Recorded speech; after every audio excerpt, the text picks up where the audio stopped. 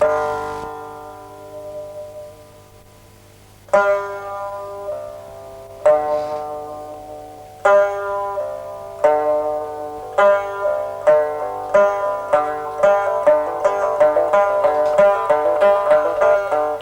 is a huge country, 30% larger than Australia.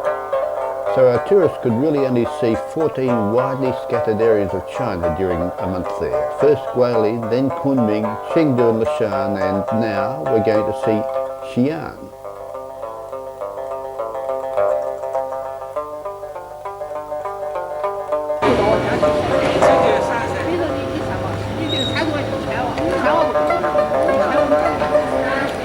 Our trip to Xi'an really started in Chengdu, where we waited our airplane to take us to Xi'an. In it came, it's a Yak-7, a Chinese-built but Russian-designed airplane of fairly ancient vintage. We're pleased to see our bags actually lined up to go aboard our flight to Xi'an.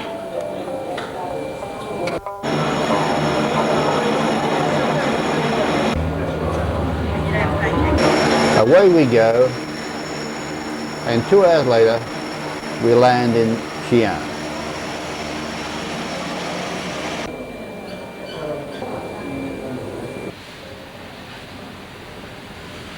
At the airport, all the hotels were extolling their virtues.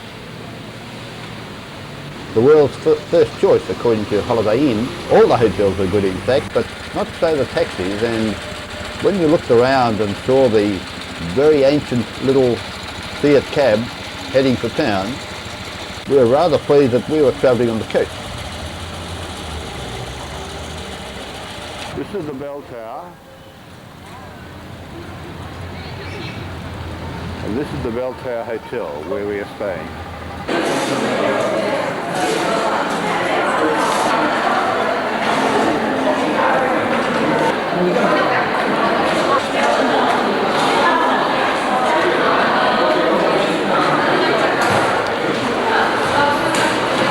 It's a long way from Etamogga to Xi'an, but we're there.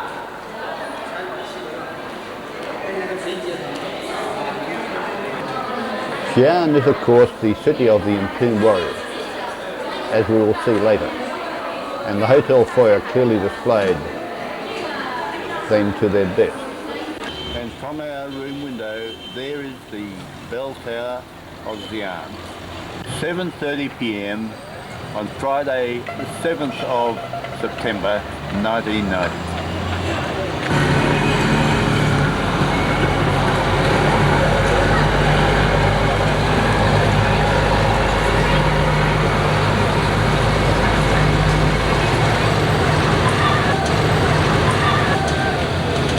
Next morning the bicycle parade is on again.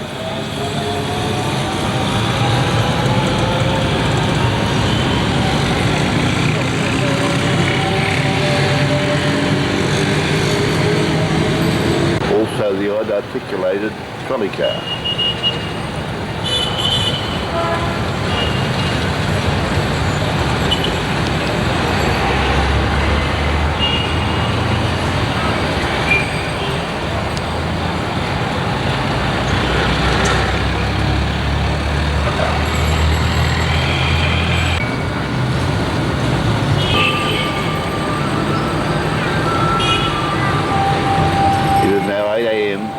And the bell tower is playing.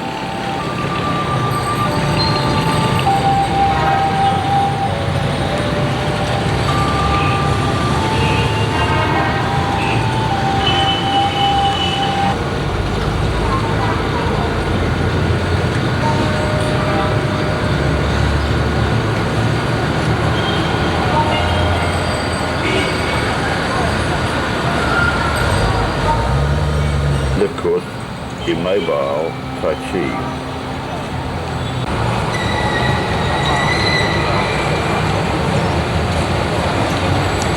And now you can see some pavilions and the small city wall, and then the people after walking and they can go there relax or do some exercise there. You say this is Xi'an is the capital of Shanxi province. Shanxi province. History, and here remains so many famous relics and famous places, except this biggest museum in China. But Xi'an's museum is quite different like others because three parts. The first one is the North Shanxi, and the second is Guangzhong Plain, millet and potato, and also they feed many animals there. This is a street food vendor.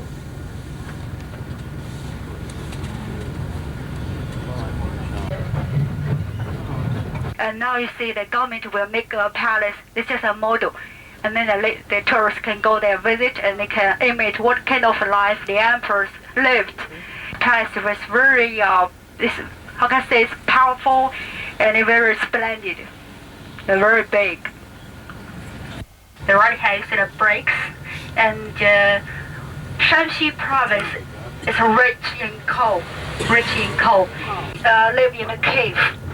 But this cave now is advanced because they made it a cave by bricks. Yeah. But you see the cave is like air conditioning. Xi'an, the Xi'an River. And this river is in the west of Banpo village.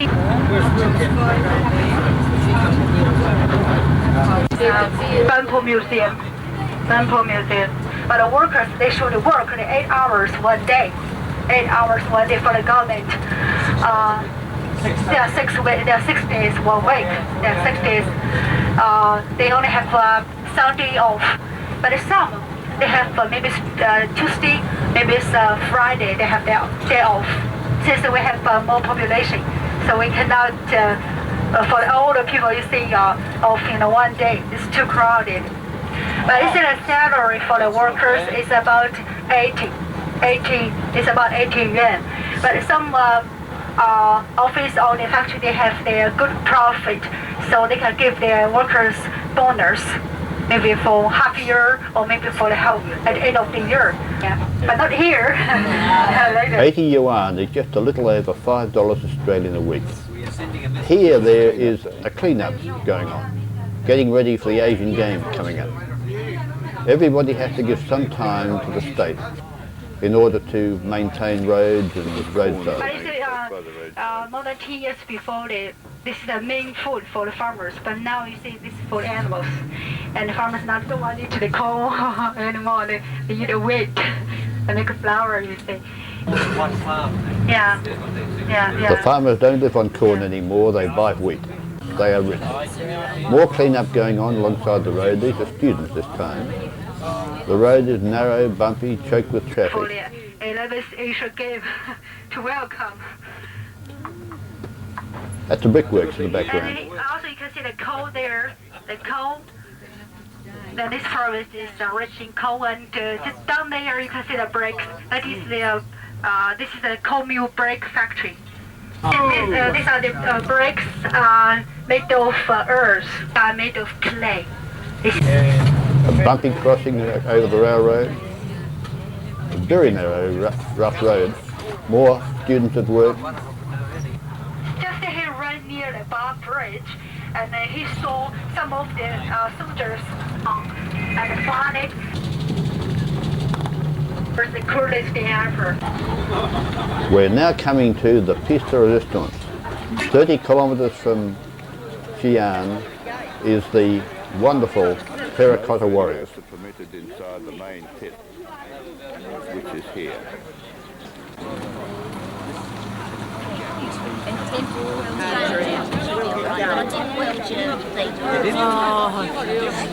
This one for the cherries, this one for the coffee.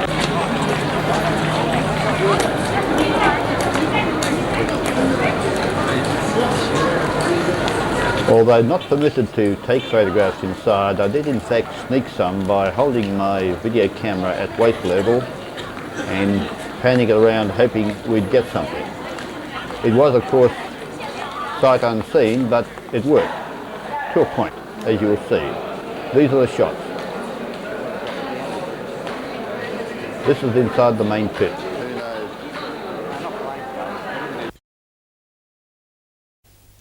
Of course, I bought some slides, and that was the whole purpose in refusing permission to photograph inside the pit. These are videos taken from some very poor slides which I bought, but they do indeed show the entombed warriors as they are being excavated in this pit, and as such it's a truly wonderful sight. This area was first created by the Qing Emperor Xi'an, and the building of his mausoleum took 11 years, using a peak workforce of more than 700,000 people. The emperor's corpse was placed in his tomb in 210 BC. The tomb was then filled with mercury, which was kept circulating by a mechanical device inside, and had specially equipped crossbows which would automatically shoot at intruders. Tens of thousands of masons and craftsmen were clothed in the tomb alive, along with countless sacrificial maidens from the emperor's palace. It was all to no avail. In 206 BC, Xiang Yu ransacked the Qing palaces of their treasures and destroyed the emperor's mausoleum, which today stands as a mound of rammed earth.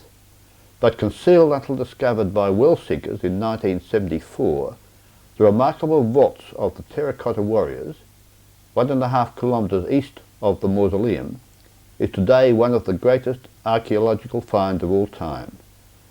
Now almost 2,200 years old, excavation of the vaults continues to find superbly preserved life-size terracotta warriors and their horses, plus many gold, bronze, iron and stone artefacts, including strong bronze weapons coated with a 10-micron film of rust-proofing chromic oxide, showing that China had the most advanced metallurgical skills in the world, something like 2,200 years ago. This fine shot of the horseman controlling his horse shows the superb quality of the work involved in producing the terracotta warriors, as does this shot of the horses and the chariot, and again. So we were privileged indeed to see these wonderful sights. A close-up of this rather poor slide does show just how superb the work was. What's that? The detail that's there. Yes, Back to the pit. Got scarves on it, must have been cold. But that was the end of the stolen photographs, and we're now outside, about to see some examples of the work inside a nearby exhibition hall, where photography was in fact allowed.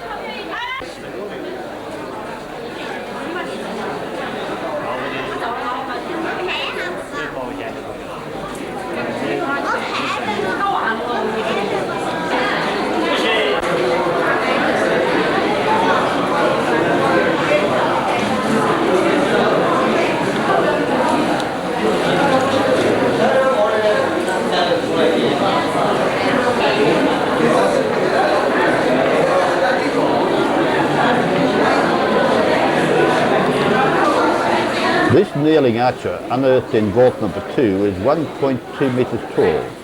His hair is tied in a bun at the back of his head, and he wears a short battle tunic with an armoured suit.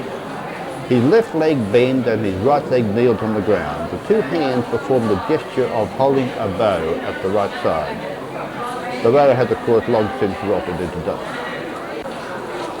This pottery figure of a general from vault number 1 is clad in a long robe with a bird-shaped cap and an armoured suit with close scales. He also wears a pair of shoes, the uppers of which are square shaped. He keeps his hand on the sword, looks composed, brave, honest and grave.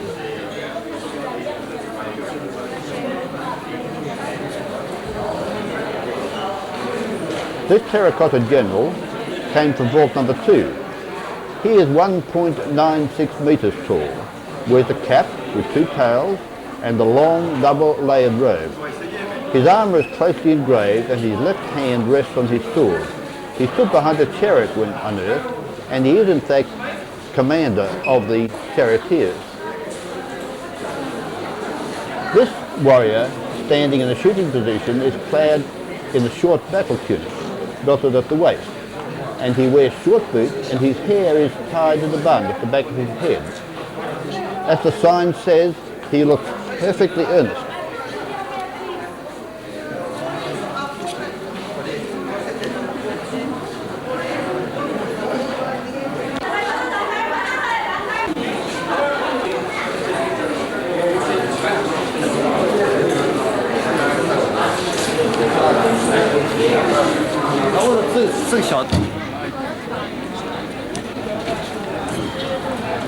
Outside, some drivers play a game of drafts. A fairly rudimentary board, but it works for them.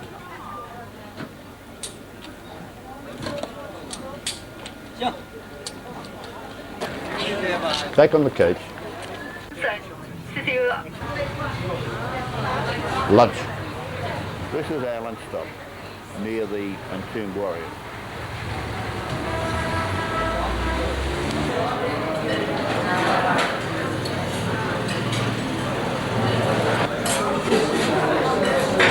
Self-serve Chinese.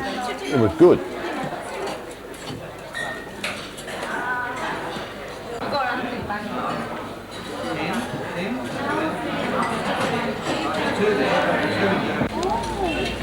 Outside pomegranate sellers. They didn't do very well with us, but they were very popular, really.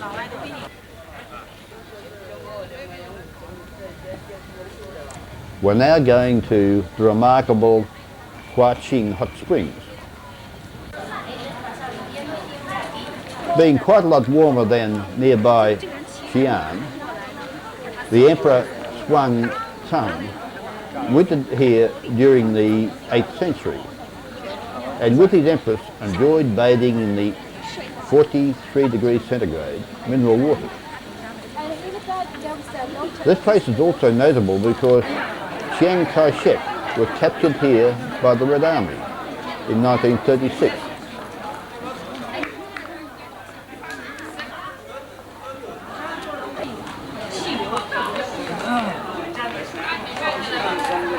A truly delightful spot.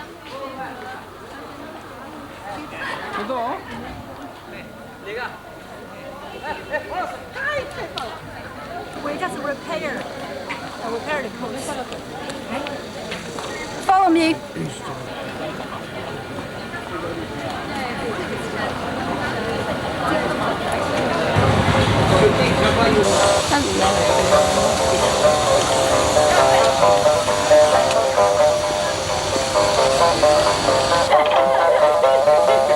that what we skinny dip in to have lovely skin? This is the thermal water. Said to have all sorts of good things in it to make the skin really good. These are the old bathhouses now being restored.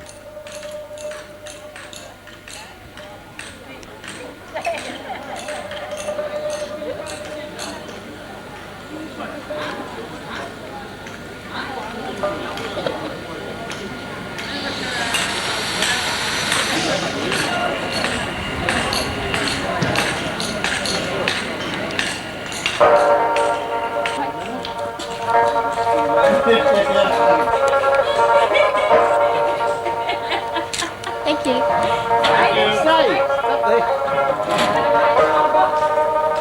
Diesel tractor. Quite fascinating. It's the family car, workhorse, whatever in this part of the world. But the buildings, the pavilions around the lake are really something. Really beautiful.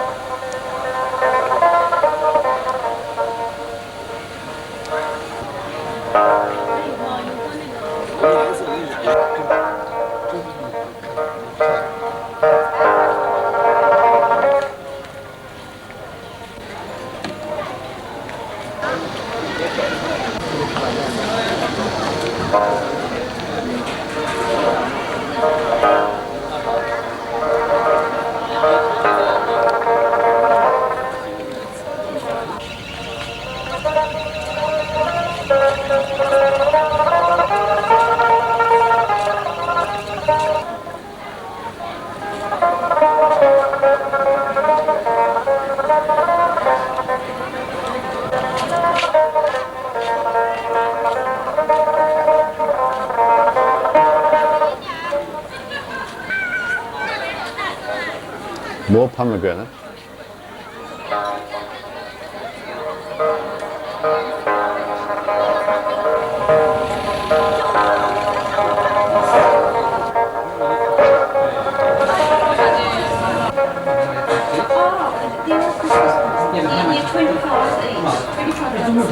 This is the authorised centre for the production of copies of Qing terracotta figures.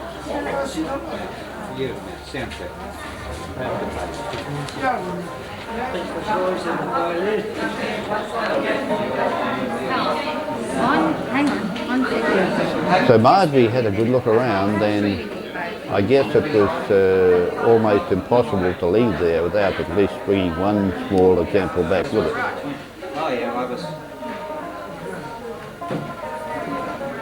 the producer doing film production. There were so many to choose from, it was hard to make a choice, but I think Marjorie has finally decided on the one she wants. Yes, there it is.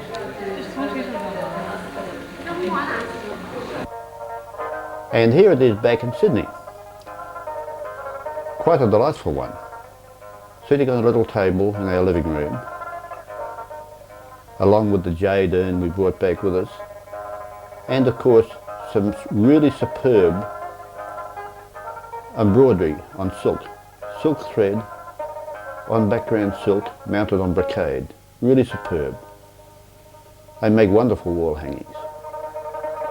And nearby are further silk embroidery pieces we brought with us. Wonderful work. Some of them representing almost a year's work by one person. Very close work, using the finest of silk thread to produce some quite amazing designs. Colour superb and accuracy really first class.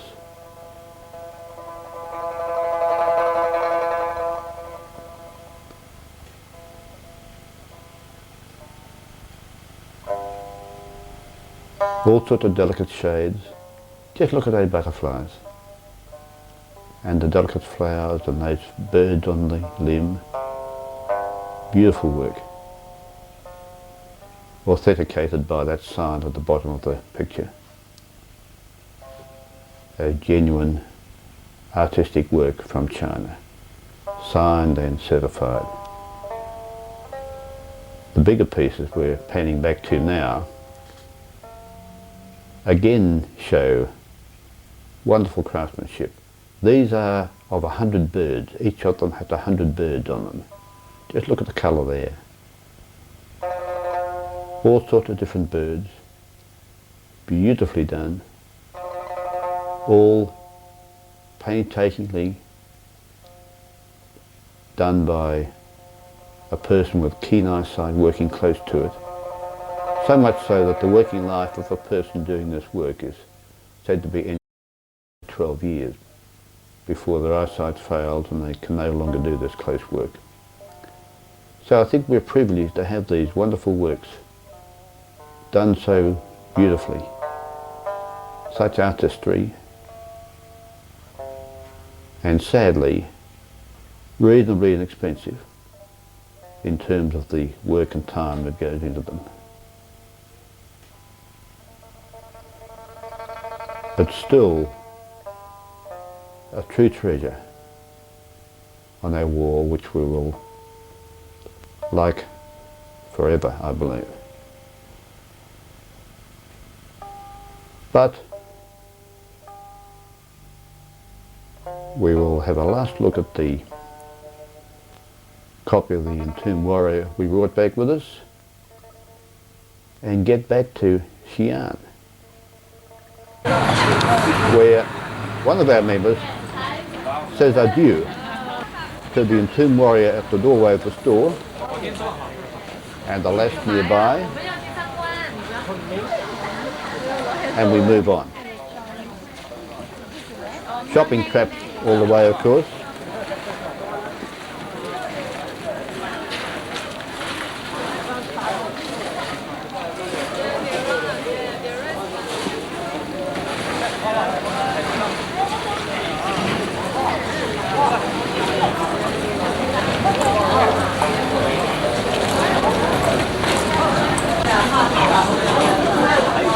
But now we come to the real pièce de résistance, Banpo village.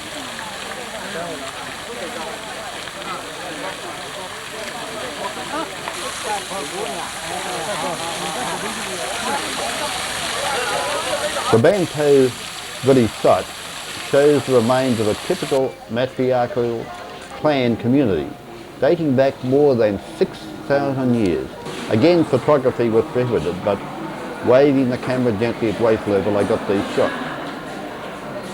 Discovered in 1953, the site has been carefully excavated to become the renowned Banpo Site Museum, exhibiting one of the earliest known community sites in the world.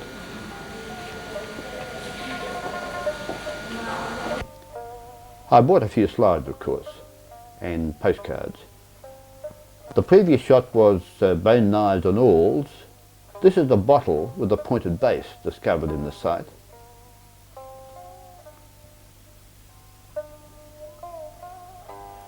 The next is a basin with a fish design and an ancient painted pot.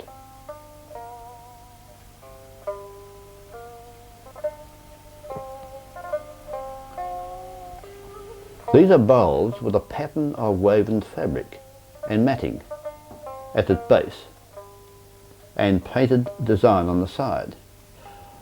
This is fossilised millet preserved in an earthen jar. These are pots and jars with indented patterns of fingernails and designs created using pointed sticks. And this is the pottery steamer cooking vessel, 6,000 years old. Just think of that. So back to the site for one last shot before we go and look at the nearby museum itself, containing artefacts from this site.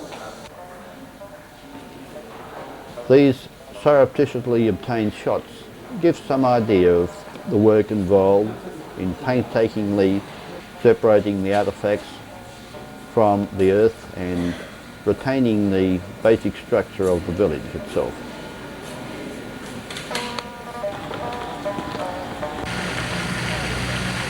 This is the museum.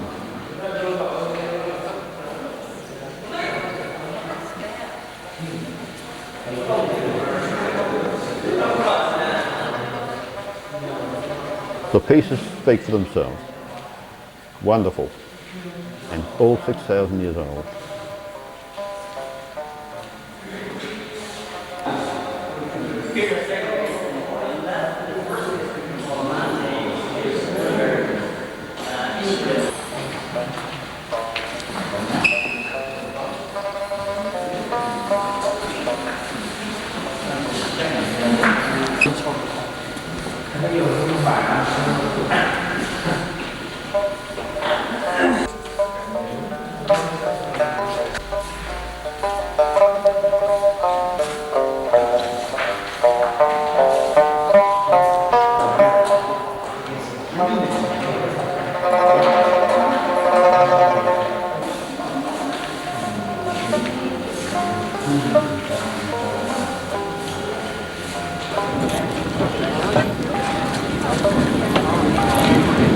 Back outside, into the bus and off to a croissant workshop. Relatively in that workshop polish you sense by hand. The last step, give. So, you can take picture. Next one you see the painting.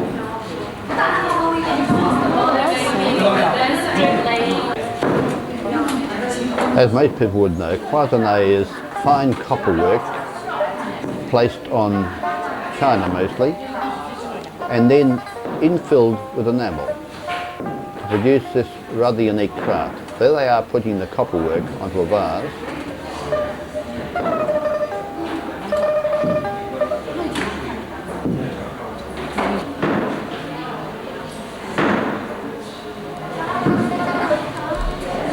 Getting ready for the enamel. And there it is being applied. Using a fine eyedropper type device, washed out to obtain a different colour.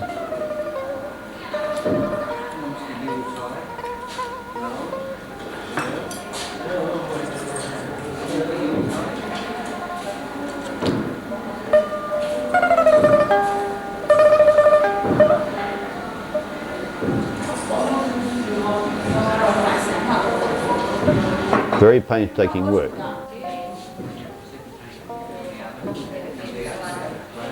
This is a more advanced girl doing a quality check on one of them, doing some final touching up.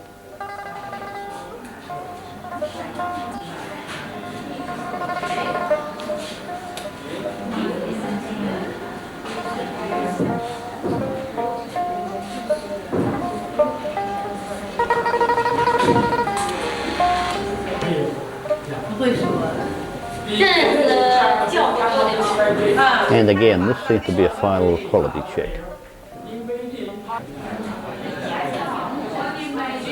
This is a different type of croissanné work where they seem to infill the surroundings of some items with a different colour, and then by judicious cleaning off they create a sort of mottled effect, which is quite attractive. Lighter blue and darker blue. Now, of course, the tourist trap, the shop, where we see some quite superb examples of croissanné work.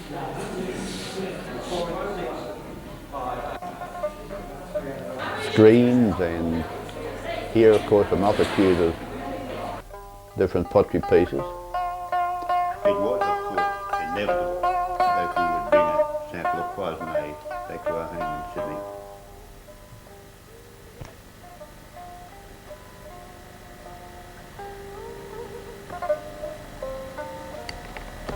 Truly delicate colours.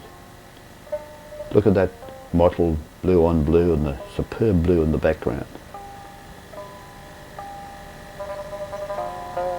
In many ways the colour on the back of the plate is even more superb than that on the front. And design as well. Look at that. Back at the hotel, it's 7 o'clock Saturday night, and the Chinese are returning home from work.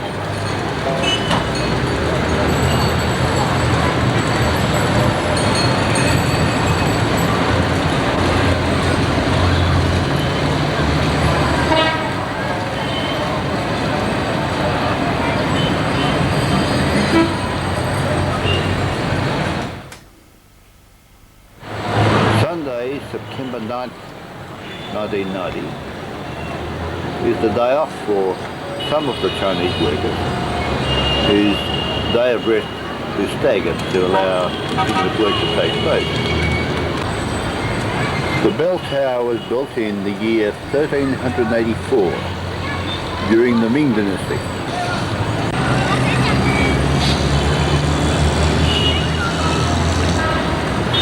The bell tower is 36 metres tall and is currently undergoing extensive renovation. From the top floor, it is said that one can see all 4 corner posts of the high walls surrounding this ancient walled city. Inside the city wall, there is a population of 2.2 million, and it is said that there are almost 2 million bicycles.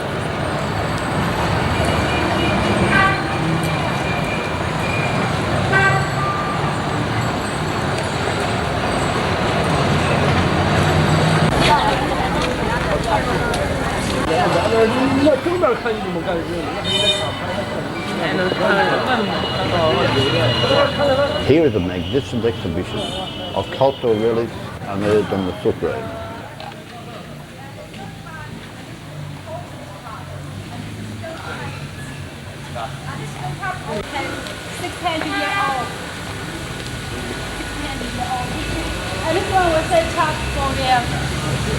This is the Shaky Provincial Historical Museum.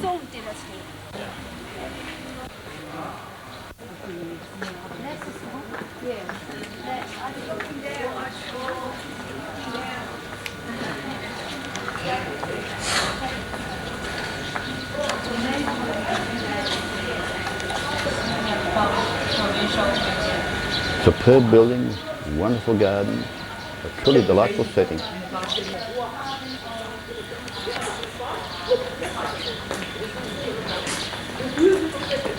She meant it's a male horse. This horse was built in 500 AD.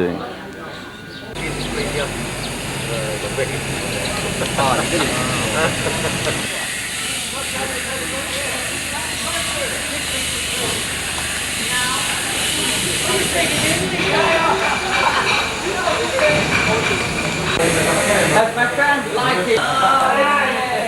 No, I'm still like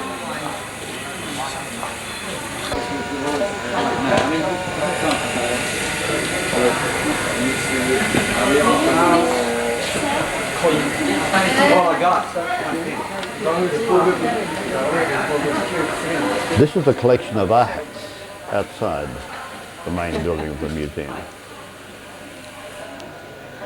Come to this label here, and first you can see this is plowing picture, and this is hunting, and also some stones tell the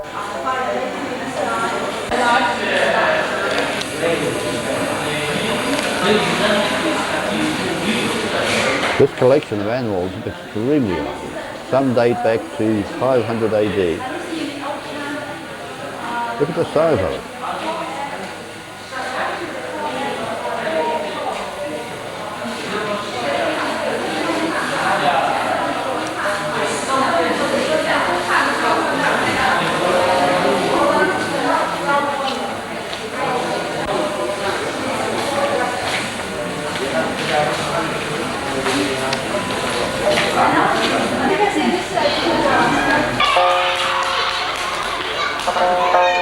The kiddies enjoyed it.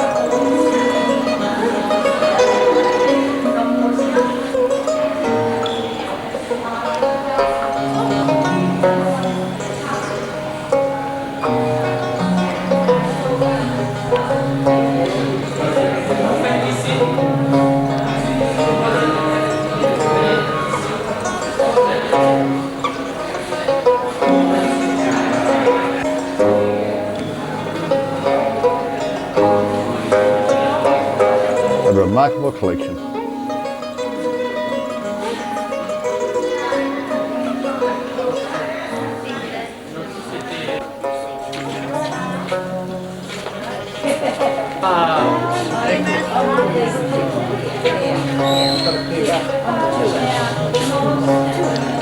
Outside again to the hats.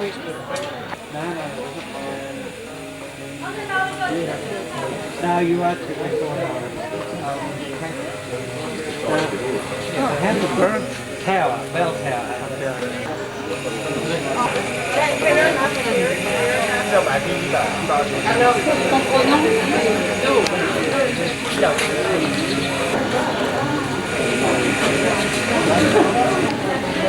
Keep the evil spirit. Now to the real piece de resistance. The Shaanxi Provincial Historical Museum has the most important collection of steels in China. These historical engravings into slate or other firm rocky slabs record the important events from the Han about 206 BC through to the Qing dynasties of recent times, including 12 Tang 1200-year-old engravings of the Confucian classics.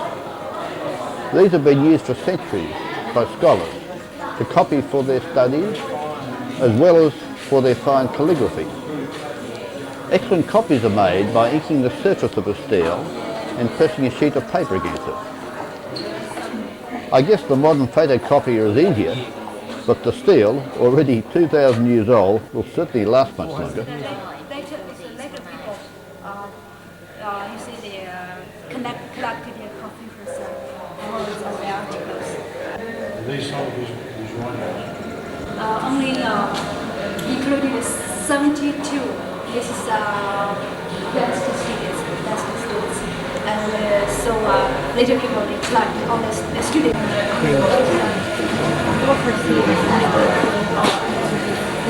This collection was founded in the year 1087 and collected steles from many, many centuries earlier.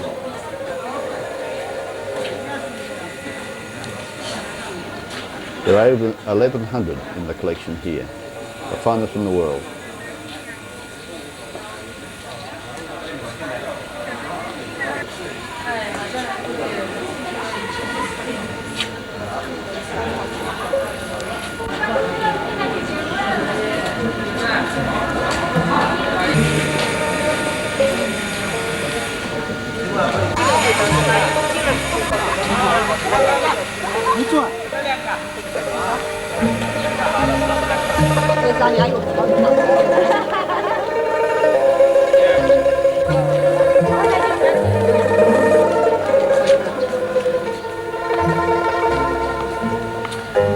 And you know the Forbidden City when it opened to outside. Which one? Forbidden City.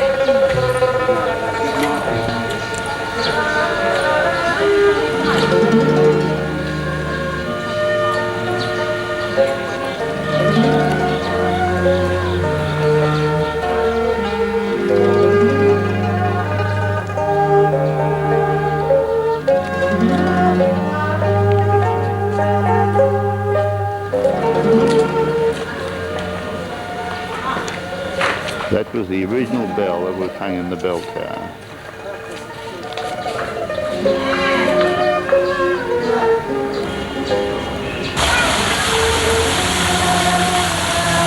And that is the city wall. Back at the memorial to Confucius.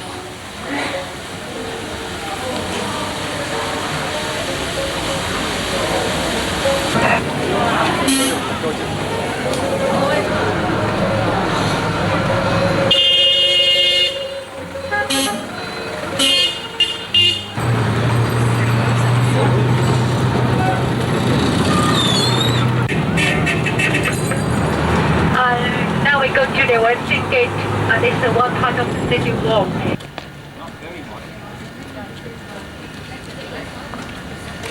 This is the city wall at the West Gate. This is the Guardian Tower on the western side of the city. The only entry into the walled city from the west. The west gate.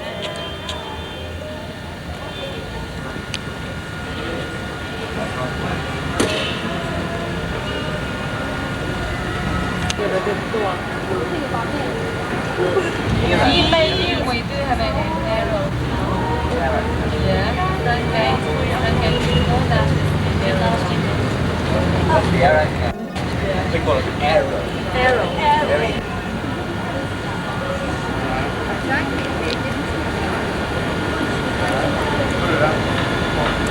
Beautiful workmanship.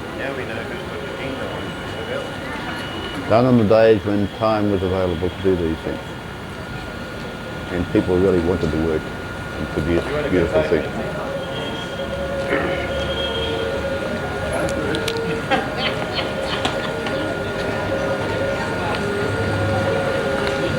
And opposite the city gate is the arrow gate.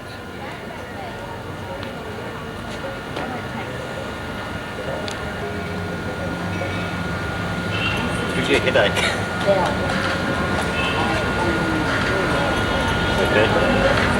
This is the warning bell to alarm the city, if need be.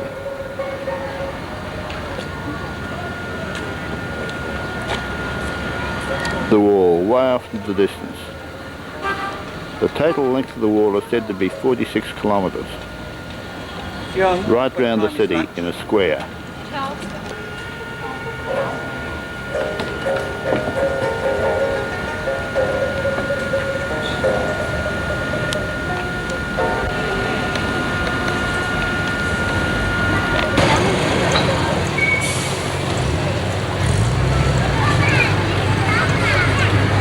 The city wall goes on forever.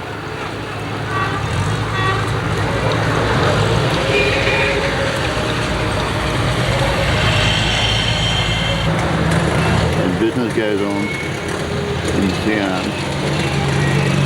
Very much pedal-bound city. Yes, without the bicycle it would stop, I think.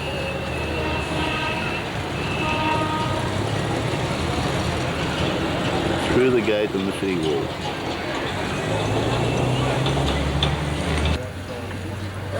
And back to the coach.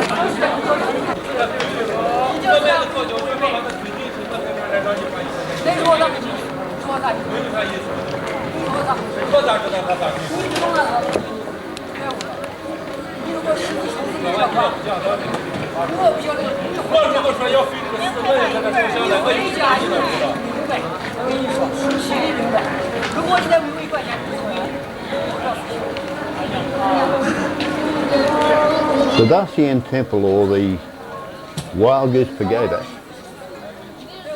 is the most famous pagoda in China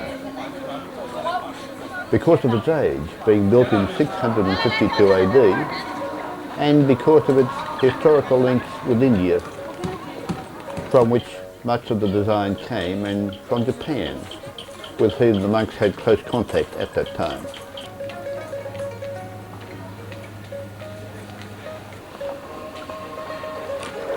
Through the temple,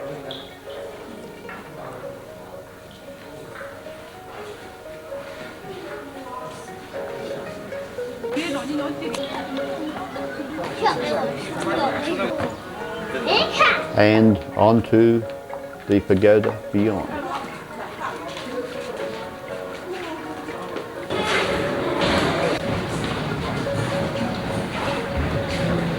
Looking back towards the temple from halfway up the pagoda, and the entry gate beyond. And the TV tower way in the midst of Xi'an's rather smoggy skyline.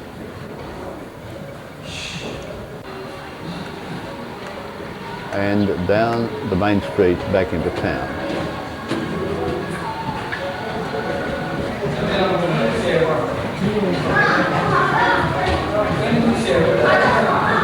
Again looking down from the pagoda, and on the ground we have another look at the pagoda itself. Back into town.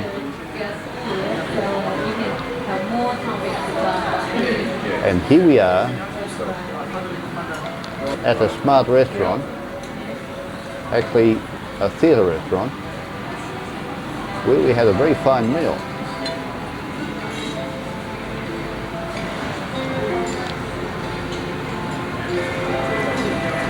Very elegant.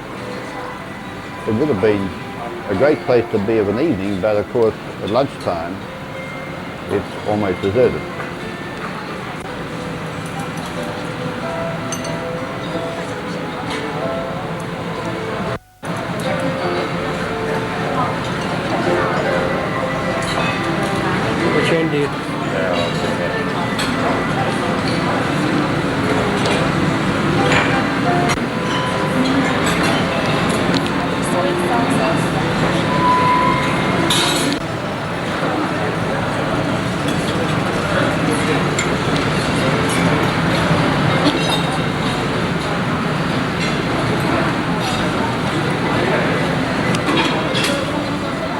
He looks pleased with that one.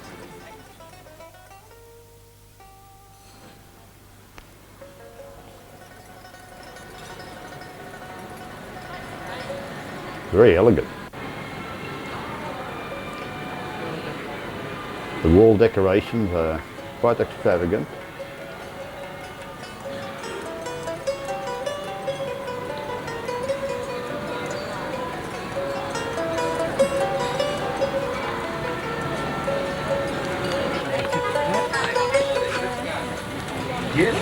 Outside, of course, the inevitable vendors.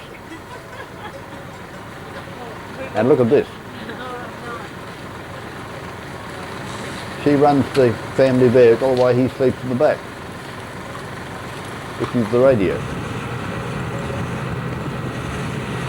We're now headed out to a commune on the outskirts of Xi'an to see how a large commune functions.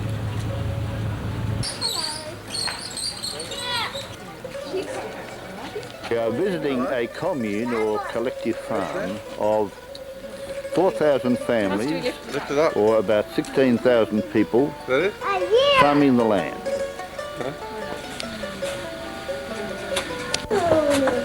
Spitting is of course a way of life in China, everybody does it.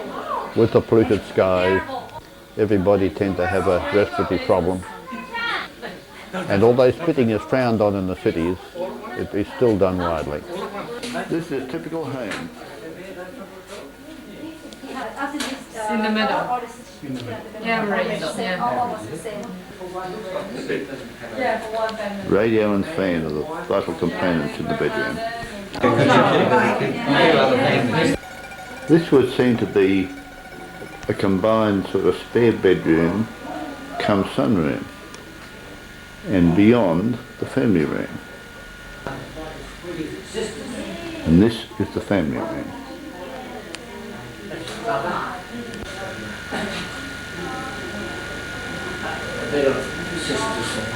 All the treasures in the bookcase.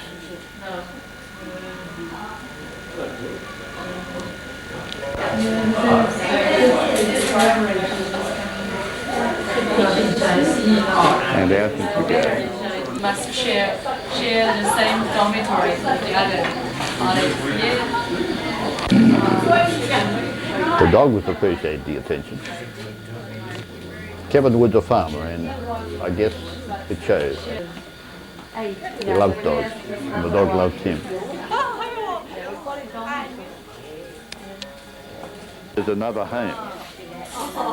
And this therefore is a two-family home within the 4,000 family commune.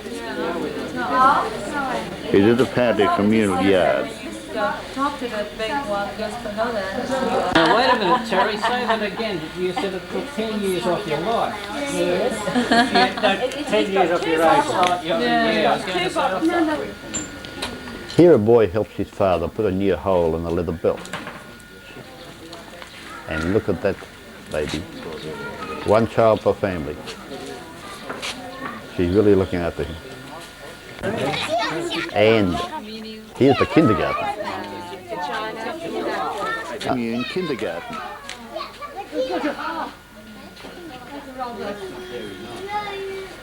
What a beautiful garden.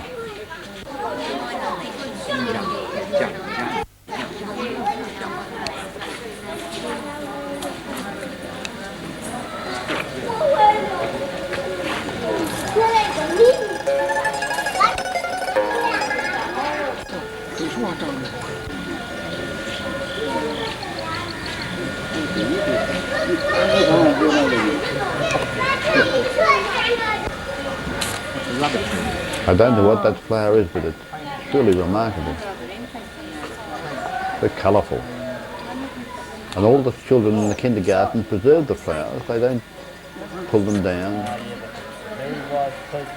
I think a fair indication of their respect for things that this garden is so superb.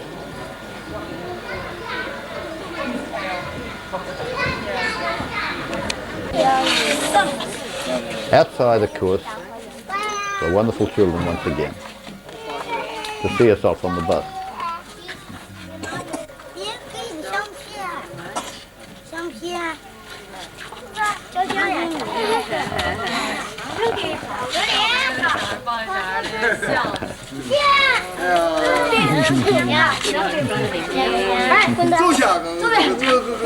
The video camera was quite something. They all wanted to be on it at once and have a good look at it.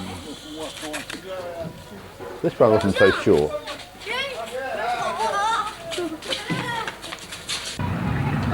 But away we go. I do find this interesting here. Close by their crops and not far away factories. And again into the busy street scene before we come to a craft centre.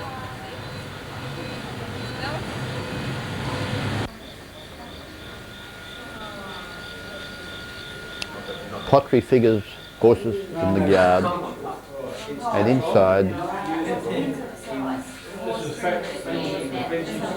a collection of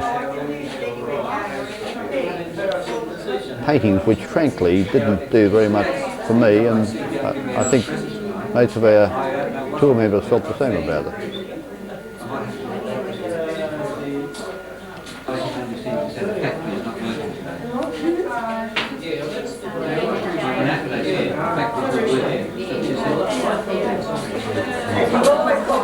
The jade was a little better.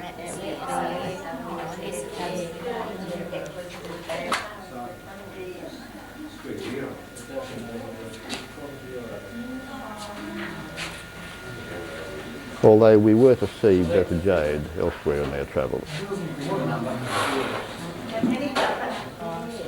You don't know that Somebody else feels that way.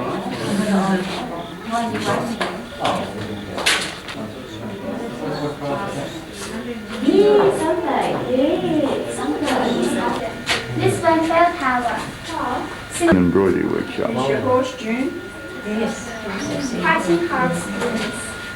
That's pretty, that's the bell tower. Yeah, this is bell tower. And you are seeing the bell tower. Yes, yeah, we stay there. But to arrive, this is the team. So she's going to stand on it. This is Tiananmein Square.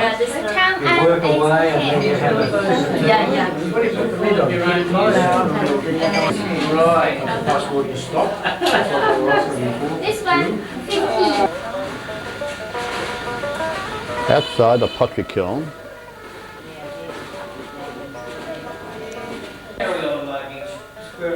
But I don't think we're going to buy those and take them home. Bruce looks to buy a happy cake.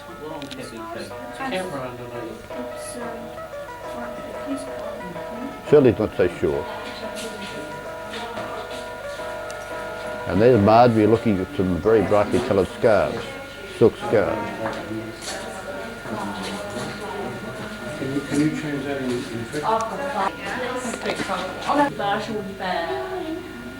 But again, we saw lots of beautiful scarves, and I think we saw better than these.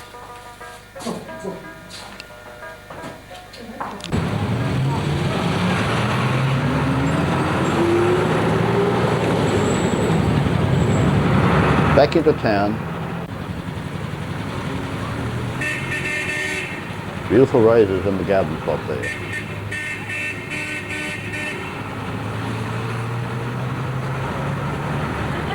Some rather suicidal cyclists, but somehow it works out. Now we jump to the area of Muslims, and this is the area for the Muslims, to the Xi'an or the businessmen. This is the old business district of Xi'an.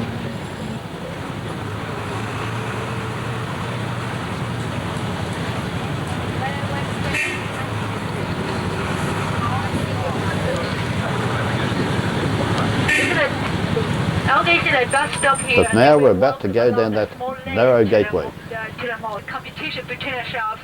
We will just go through this small lane, so be careful. If you don't want to buy the seats, don't touch this.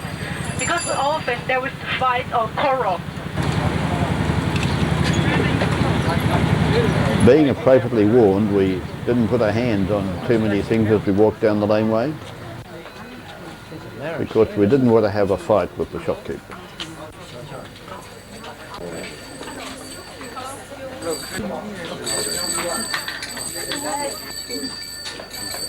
You buy? There was nothing we really wanted anyhow. A multitude of the same sort of things we've seen everywhere. Maybe a little cheaper, but I think quality is what counts.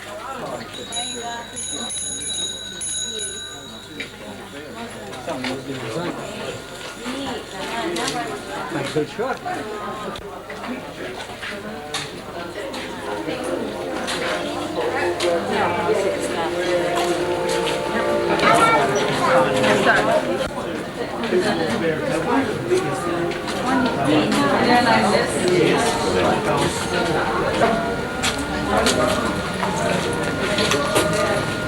Immense difference.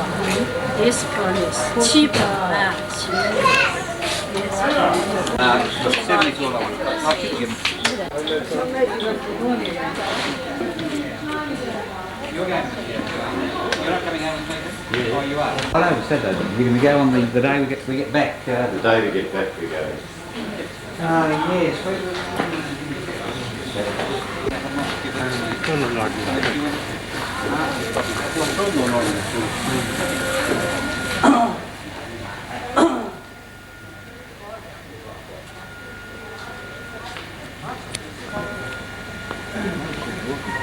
I'm not doing that 500 photographs because I just keep...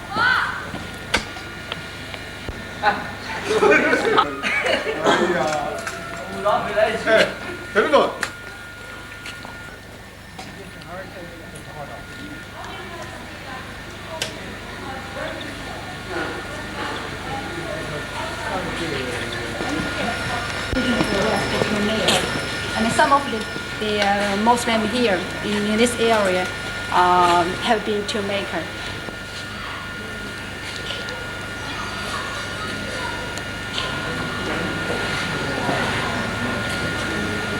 Just for the bedroom stone.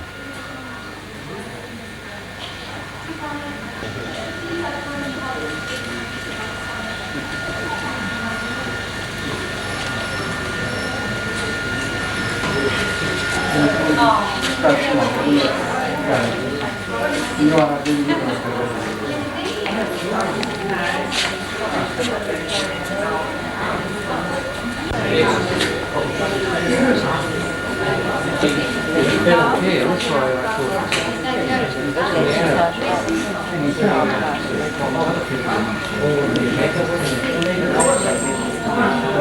Great Mosque of Xi'an dates from the year 748, when Islam first came to China.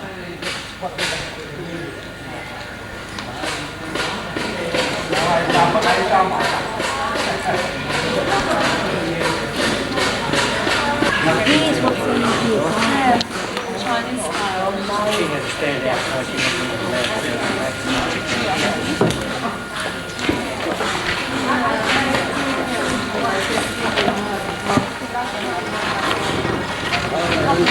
There's a lot of Muslims in southern Philippines.